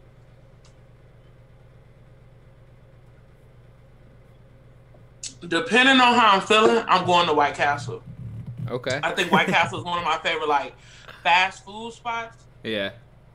I also love that Popeye's chicken sandwich. That shit is fire. I remember when it first came out, that shit was crack. But then it went through a phase. It doesn't feel the same. And then I recently went to another spot and I was like, oh, that shit's still fire. So, love me a Popeye's chicken sandwich with extra pickles all the time. I love the Taco Man in Pilsen, who got his own little spot off where AMFM used to be. Recipes I love AMFM. I ain't gonna say recipes AMFM, but recipes the spot that AMFM used to be. I know AMFM still exists as a wonderful digital space, but loved that taco spot. Loved the food. Super affordable. Oh my god. Ooh, that's one of the best spots. Yeah. So I definitely would say that. Breakfast food. I like Dailies. Dailies is on 63rd. They have really good rolls. They have really good salmon croquettes. They're fire. Okay. I like Batter and Berries. I ain't been there in a really long time. Pandemic.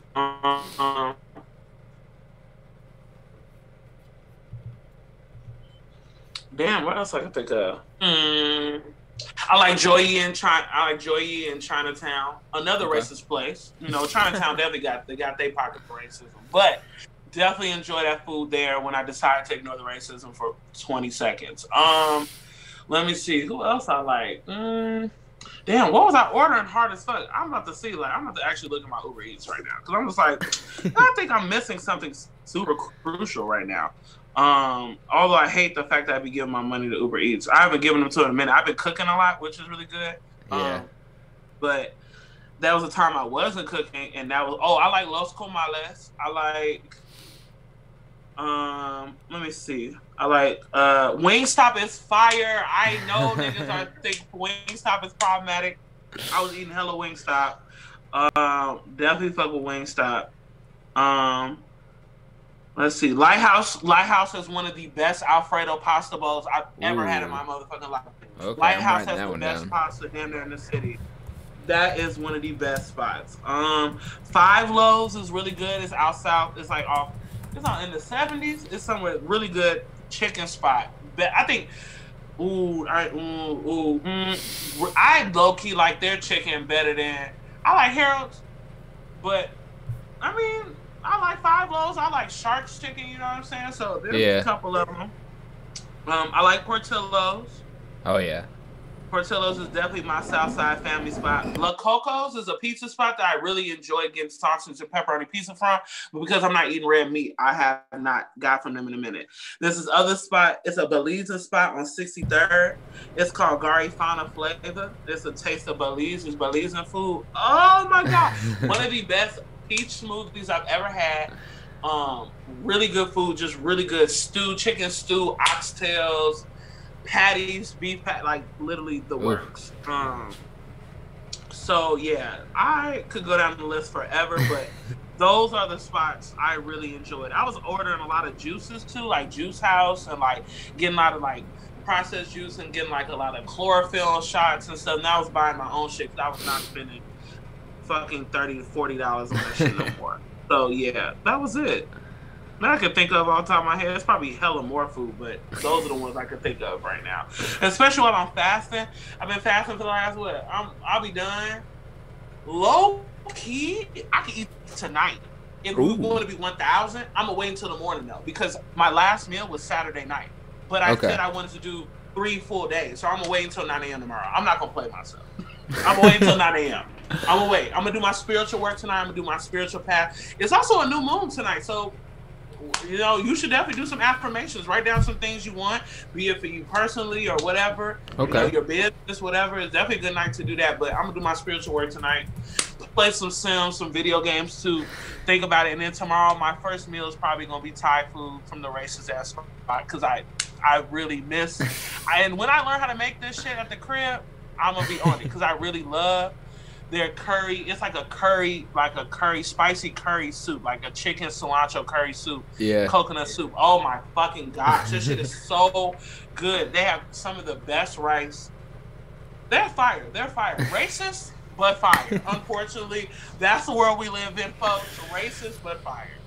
So I might come up with a group trademark cease and desist. Nobody steal my shit. Whoever watches this, I think I'm gonna make a page called Racist But Fire. This food is really good, but they are racist. Be warned, racist but fire.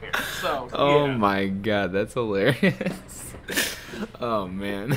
All right, cool. I just got a few more questions for you. These last ones basically just kind of introduce you to my brand a little bit. The tree is a really big part of my brand. It comes from Mick Jenkins' project Trees and Truths from all the way back then, and I've just it's one of my favorite tastes. I love Mick Jenkins' music. It's awesome. And I'll get to see him soon. I get to see him and Slime soon. But yeah, hell yeah. So the tree is like a really big symbol in my brand in particular, and I've come up with a few things that it symbolizes. So the roots at the bottom represent your core values as a person. They hold you down. That's what represents what is going to keep you down as a person. So what would be a couple of the core values that maybe you learned as a kid that you still hold near and dear to your heart today that like you implement every day? Hey, I love that question because these are the things I'm thinking about right now. You know, I'm about to be in my Saturn return, which is a time where from like 27 to 30, you know, you get reworked. Your foundation is reestablished, is reworked, is revamped, is redefined, and your values and what the fuck you give a fuck about changes. So this summer, this year has been about what are my values? What do I give a fuck about? Where does my integrity lie?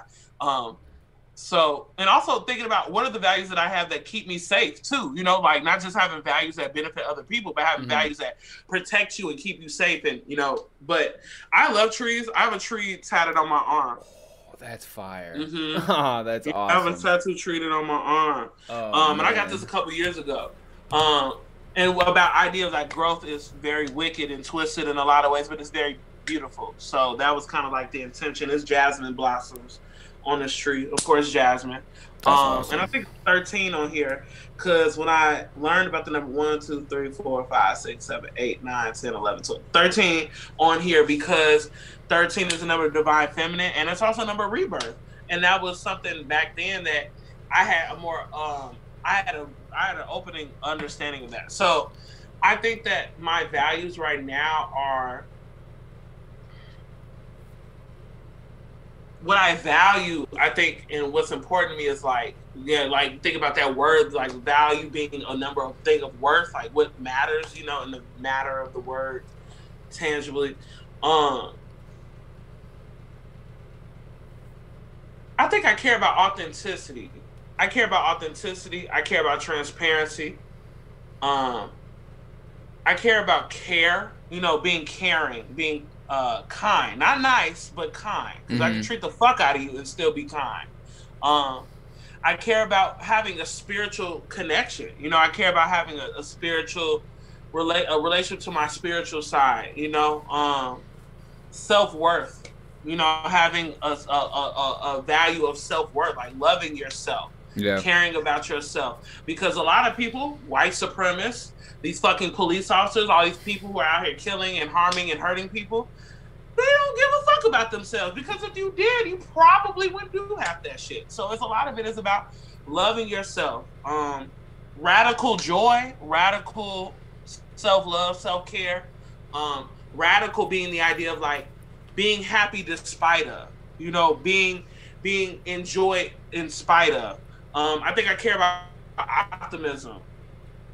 The idea of altruism, I guess you could say too, to a certain extent. But cause I don't think it's about always being happy all the time. But I do think it's about finding the moments where being happy could be an option, or seeing the brighter side of things can be option, or finding a silver lining is super important. I care about people who care about community. I care about people who care about themselves amongst that community. I care about people who, I think my value also is like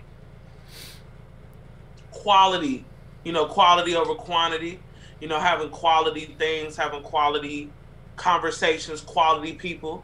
I ain't always had that around me. I ain't always have quality people or quality conversations or, again, having these values help me see people for who they are, / helps me see myself, so that remind me of myself, so that when I go in these spaces where people might not have the same values as me or care about the same things, that I can still remember why I'm in here and keeping that in mind. The roots you talk about, not just being able to be picked up and going anywhere about it, being thorough, having principles, you know what I'm saying?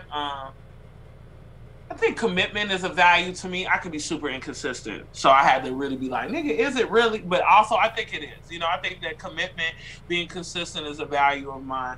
It's actually very crazy. The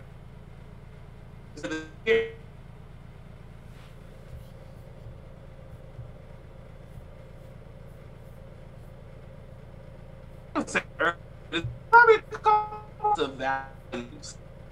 That was the things just freedom is something that really matters to me. You know what I'm saying? Security, because I like to have safety. Loyalty matters to me. I have a lot of people who are unloyal, even to themselves. Like, fuck being unloyal to me. Even in, not even, in the ways that you can see it, but just not sticking through to something. Like if you're dealing with people who are not loyal to Black affairs, you might see people easily sell out to these brands or sell out to these things, or if you don't care about security in the community, you're gonna let sexual assaulters and abusers and these rap activists walk around and run around and cause harm to people. Of course. So it's like these are the types of things I care about. Of course, creativity, connection, all that stuff. If I can think of any more, I'll probably come back to them. Family matters to me. Having a tribe matters to me, which is another part of community. But having that thing I can go to, because I really want to have, like, I wouldn't mind living in my own home, but I also wouldn't mind having a cul-de-sac where all my homies live on the block. You know what I'm saying? Like all of us live on the same block, or in the same neighborhood, in the same area, and being able to take care of one another and look out for one another. So I think that there's a lot of friendship matters to me. I think hard work don't matter to me because I think people think hard work means it's good work. So I think quality work, again, back to quality. Quality matters to me. Being an individual, like being able to stick 10 toes to who you are, like being like, I'm proud, and also being able to accept other people's individuality too. You know, I think a lot of times, you know, especially in the scene, we don't value people who are different. We don't value people who don't fit the norm. We don't value people who dress differently. We don't value people who move differently. We don't value people who think differently. And not in harmful ways, but like, why does your weak ass homie who your fan instead you tell your homie is fucking weak as hell? Tell your homie he weak as hell. Tell your homies they weak as hell. So I value honesty as well. So I think we can go on all day, but innovation, courage, justice. Even though I'm not patient, I do value divine timing. I do value having like the spiritual part of things and letting things go to let things happen. Serendipity, I guess you could say too, you know? So hella different words, hella different things I could think about. But yeah, those are a lot of my values. I got a lot of roots. That's why I just be trying to be 10 toes about it. But like, yeah, those are some of the things I value. That's awesome. You honestly almost kind of touched on the value of what the body of the tree represents, which is the community around you, the people you keep around you. It helps hold you up, helps keep you a strong individual. So I think it's just really amazing that kind of in the first part you answered that second part. And I mean, that's what I see. Like, I don't know, when I think of you, I just think of community, and I think you fully care about the community. You care about who you keep around you. It's very evident in everything that you do. So I think that's just really awesome. I think the project that you've started is incredible. You know, trying to get a house started for homeless people on the south side of Chicago. That's just like people don't do that shit. It really like I don't. There's sometimes I really don't know what to say, but like other than incredible, and it doesn't do like that one word doesn't do it justice. So thank you for doing all of that, and you know, just imploring a community feel here in Chicago. I think that's one of my favorite things about Chicago so far since I moved here. I've been here for almost 5 years now, from the Northwest Indiana area, and it just feels like everywhere I've been, everybody that I've been involved with, everyone I've talked with on Talkin' Truth, everybody I've had on my program. They just they make me feel like I'm a part of the community. They make me feel like I'm accepted. Like, yeah, this is amazing. So I appreciate. We always appreciate that. I think energy. Chicago do that. I think Chicago does that. Like, I mean, I've had people come here who moved here from other places and tried to come run shit, and I'll be like, yeah, that shit cooked, G. Like, we don't respect that. You know, we respect people who blend in, who want to support, who want to come contribute. You know, I don't respect niggas who come here from other places and then just want to take, eat. You know, be around off that shit. And I don't respect people who from here who want to glorify and commodify the trauma and abuse of violence here. Because not everybody from Chicago, like, you know, they say all skin folk ain't your kin folk. So not everybody from Chicago got the best intentions for Chicago either. Right. So I always care about people who have the best intentions for Chicago and the city, because there's not a lot of people who always do. So I appreciate you too for doing the work and doing this and bringing me on here too. I appreciate that. Not a problem. The next part of moving up the tree would be the branches, and that would represent experiences that you've had in your life. So could you speak on maybe one or two experiences this year that maybe have changed your outlook or have made you a better person? I lost a lot of people this year, you know, personal relationships, change, death, you know what I'm saying? So I think that's really changed me. It's made me also, through all that loss, I had to learn how to be alone and be okay with being alone. It was times where it was unbearable to be by myself, and there was times where it was unbearable to be around people.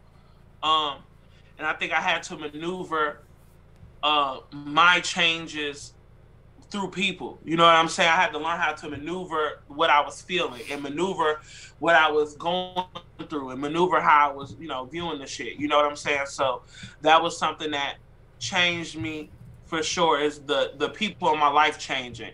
I ain't gonna say for the worst. You know, I think that it's times where it felt bad and it sucked, but I think that everything does happen for a reason. So I think that was another lesson I learned this year too, is that everything does happen for a reason.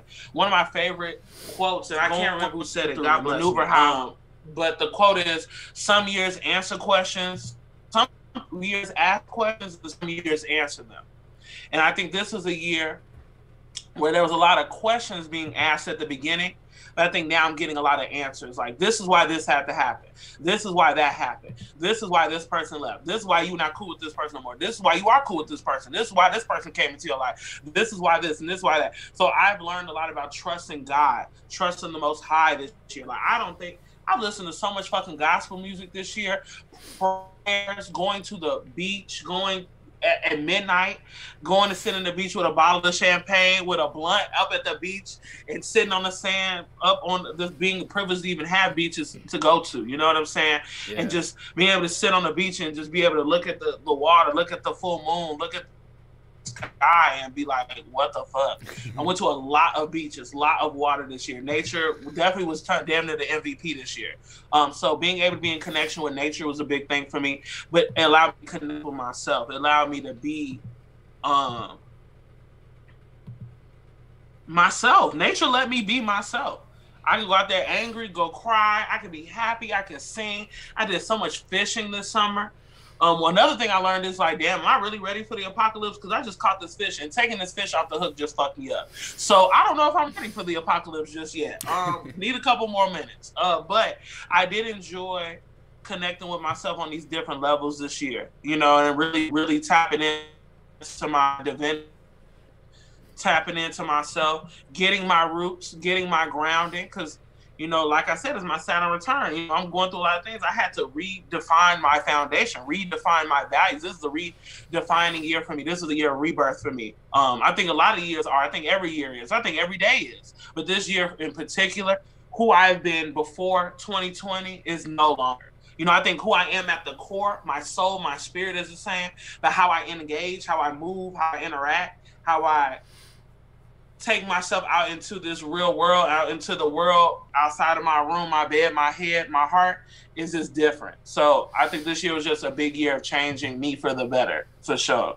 That's awesome. Even if it was hard as fuck. Definitely. So, I think it definitely taught us a lot of good lessons this year. I definitely have learned a lot too. So, and I guess kind of speaking on the last. Yeah, no, 2020 was so crazy.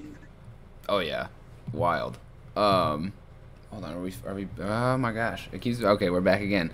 No, we're good. No, we good. I can hear you. Let's see. The last part of the tree representation would be the leaves, and that would represent lessons that you've learned from those experiences. So, I mean, not having to speak on lessons you've learned from experiences this year, but what would you say is one of the most important lessons you learned as a kid that you still carry with you today?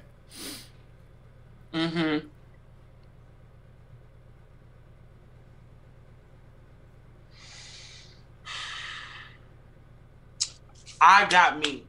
If ain't nobody else gonna have me, I got me.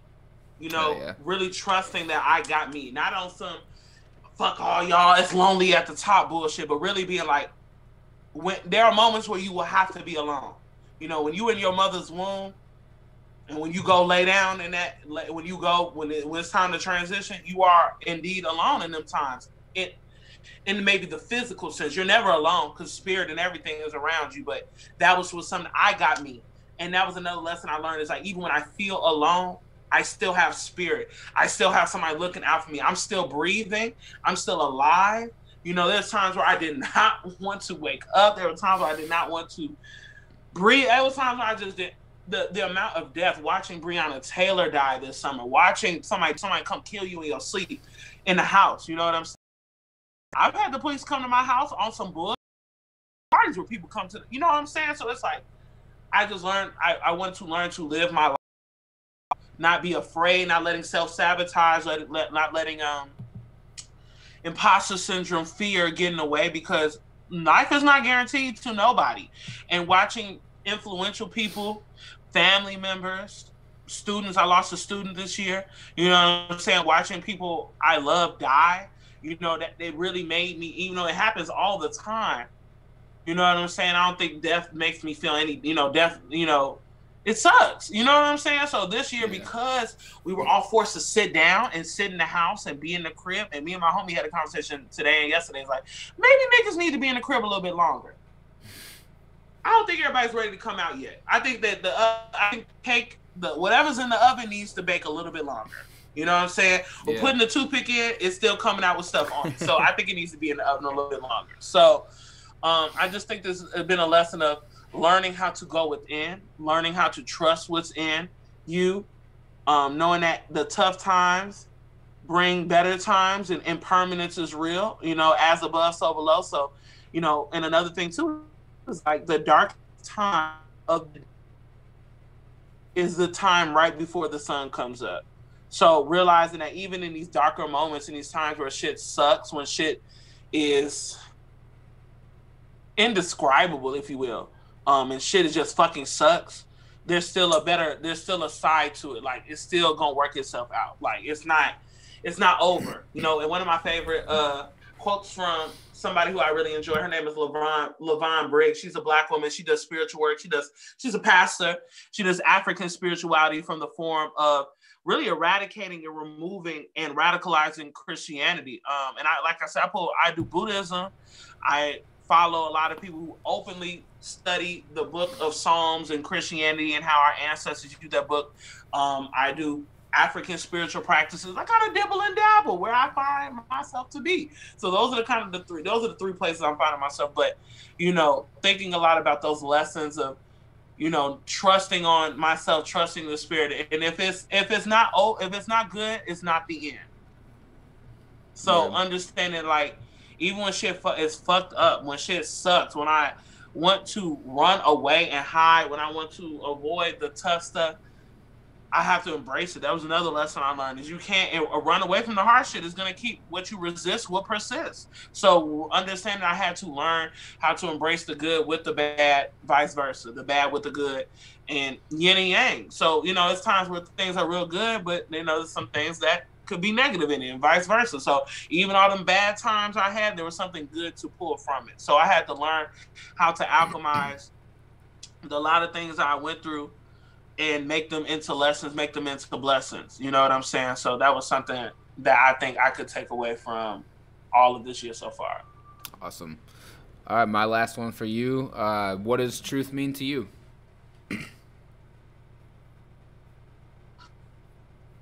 Truth means to me, truth is crazy because it's something that, you know, honesty, you know what I'm saying? It's about being truthful, saying what everybody might not want to say, but saying what you need to say, saying what needs to be said, even when it might not be what everybody want to hear.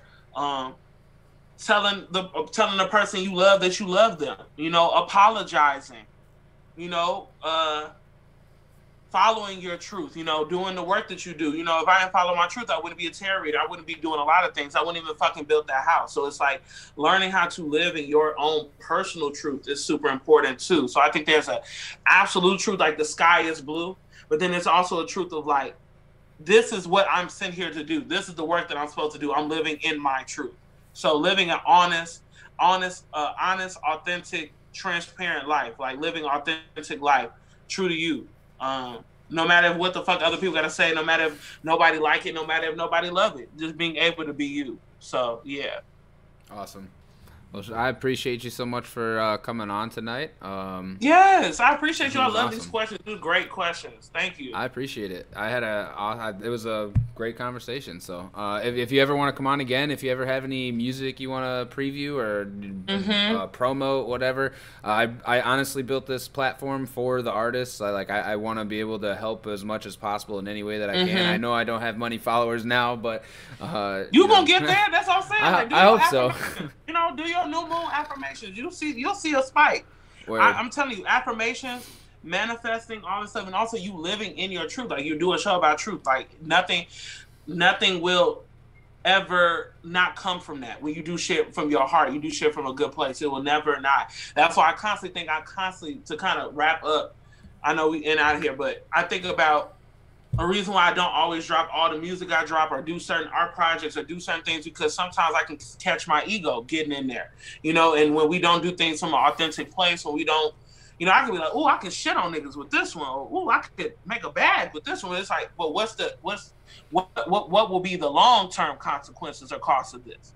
You know? Yeah, I made some shit pop, but or with this artist, that this nigga's an abuser, or this person don't really care about black people, or this person really don't care about the community. So it's like, or this person only gave a fuck about the clout. So, you know, I've had to really learn how to navigate when, you know, these spaces are dominated with bullshit and clout and all these respectability, desirability politics, and I've had to navigate, move around that. So I would definitely just extend to you that you're doing good work. You have an intention. Like, the whole breakdown of the tree is awesome, amazing. Thank you. And I definitely want to send you love and grace, and, you know, definitely a lot of success with that. I think that you just keep doing things like this and making a platform for people to express their truths. You know what I'm saying? Well, I mean, what could, you know, hopefully, of course not, no wrong could come from that. So, yeah. Definitely. Awesome. I appreciate you coming on again, and hope you have a wonderful rest of the night, and stay safe. Yes, absolutely. And I will see y'all out in the world. So I'm not on social media right now, but I will be on there tomorrow. Like I said, I took a break from everything, social media, everything. So I'll be back on there tomorrow. I know people probably have been blowing my damn line up. Another reason why I had to get off. So I'm gonna definitely hit you up for a tarot reading for sure. I'm very interested in that right now, especially with the. Yeah, I got it. I will. I'm gonna text you afterward, probably tomorrow. I'll probably hit you up tomorrow. Okay, for sure. And if anybody else is interested in a reading with me, I do affordable, accessible readings and stuff.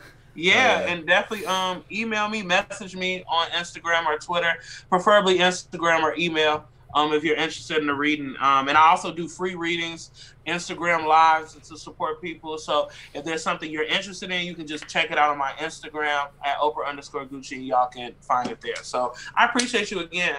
Likewise. Stock just said what up, too. He's in the Twitch chat right now, so shout out Stock Marley. Oh, my God. I'm sending him so much love. Truly a warrior and an amazing, resilient spirit in my book. So I'm super 100%. Appreciative of him. So definitely sending love to Stock right now. Truly. So, yeah, for sure.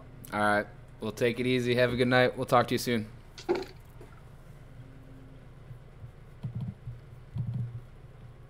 All right, peace. See you soon, G. All right, later. Stock Marley with the appearance, too. Let's go, my boy. How you doing, man? It's the end of the road for you, guy. We're in the home stretch. Not the end of the road. It's just the beginning of the road. I mixed those words up real fucking bad. I'm sorry. Oh, my God. I'm word fucking shitting over here. I don't know what's going on. Hanging in there. Now I'm reading messages, talking messages. Also, MF Doom, if you're watching, don't fucking come in here with that energy. Get out of here with that shit. Don't be talking shit about my guests in my chat. You got something fucking smart to say, get the fuck out of here. Your shit's gonna get banned. Just the head's fucking up. Your shit's getting banned. I don't know if you can hear me now, but get the fuck out. You're not welcome in Talking Truth community, bro.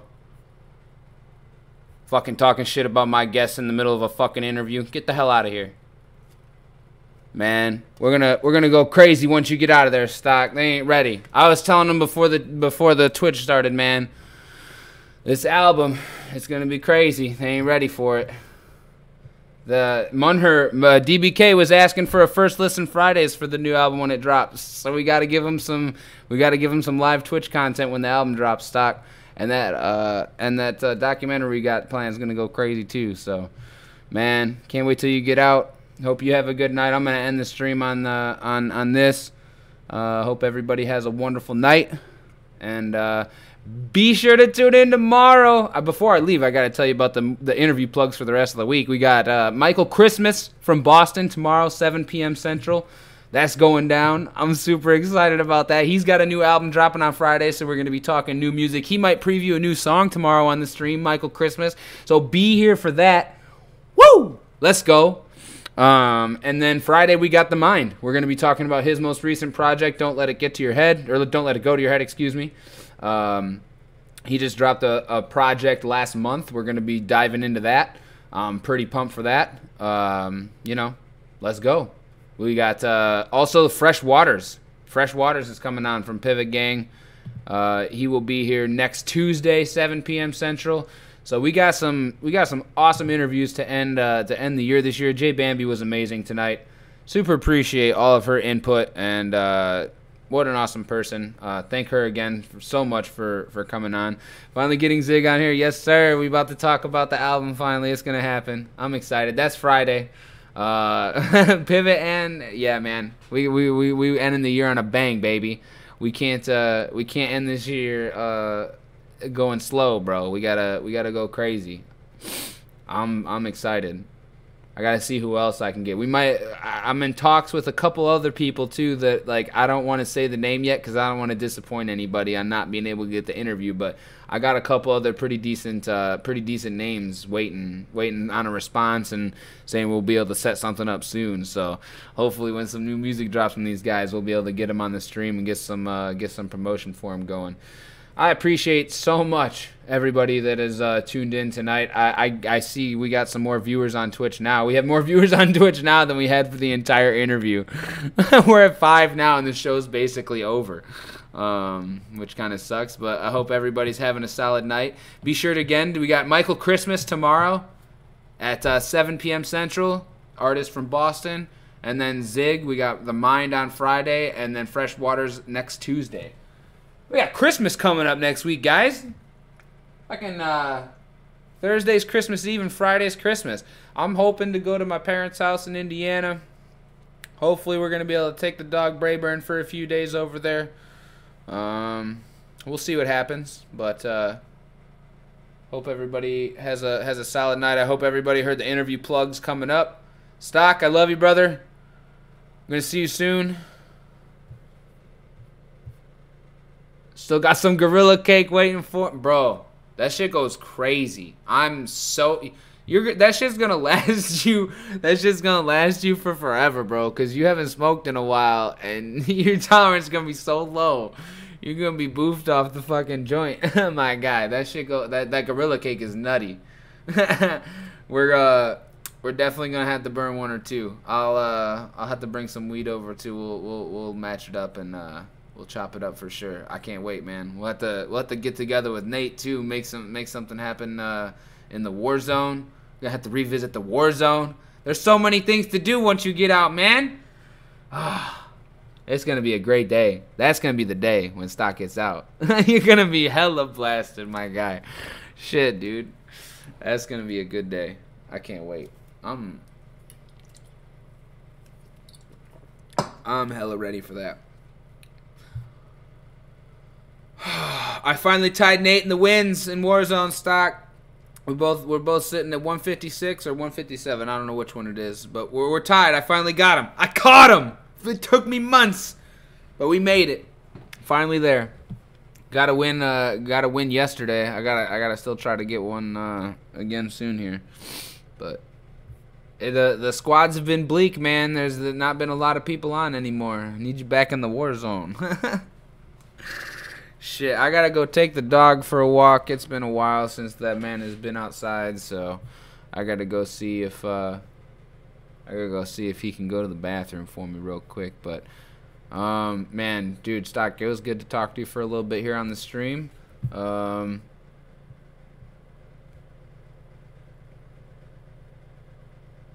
Shit, I keep getting distracted by my phone now. All right, I'm definitely heading out for the night. Burner, man. As fast as the burner can.